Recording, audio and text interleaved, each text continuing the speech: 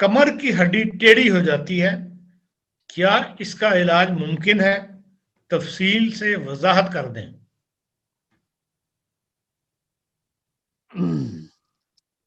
कमर की हड्डी टेढ़ी है, ये ठीक हो सकती है, यही सवाल है ना अंदर? हाँ जी, ये ठीक हो क्या सकती इसका है? इलाज मुमकिन है?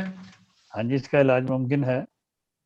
अगर तो कमर की हड्डी टेढ़ी है तो उसके लिए सबसे अच्छी दवा किलकेरिया फास है। किलकेरिया फास 30 में शुरू करें, दिन में 3 दफ़ा लेना, और उसके बाद आप और मेटालिकम 200 में या 1000 में हफ्ते में एक बार लें साथ उसके, तो खुदा की फजल से ये सीधी हो जाएगी। सीधी से मुराद ठीक हो जाएगी। कमर की हड्डी सीधी तो होती नहीं है, होती है ऐसे कर्व में। ये कमर की हड्डी से मुराद यही है जो रीढ़ की हड्डी कहलाती है।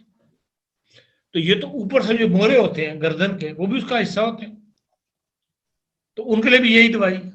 देखें, पूरी स्पाइन में ऊपर से लेके नीचे तक अगर कहीं भी प्रॉब्लम है तो उसकी दवाई कैलकेरिया फास्ट।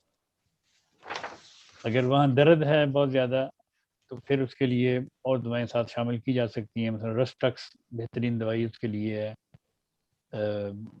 हाइपेरिकम उसके लिए अच्छी दवा है, कैलकेरिया फास्ट है, कैलकेरिया फ्लोर है, वो तो बेशुमार दवाएं हैं इसके लिए। तो कलकेरिया फास्ट किस ताकत में? 30 में शुरू करें हमेशा। 30 में 1 महीना खाएं, फिर 1 महीना देख के फिर देखें अपने आप को या चेक करवाएं, फिर उसके बाद 200 में हफ्ते में दो बार दो बार खाते रहें। इस तरह आहिस्ता आहिस्ता करके इसकी पोटेंसी बढ़ाते रहें, इंशाल्लाह ताला ठीक हो जाएगी।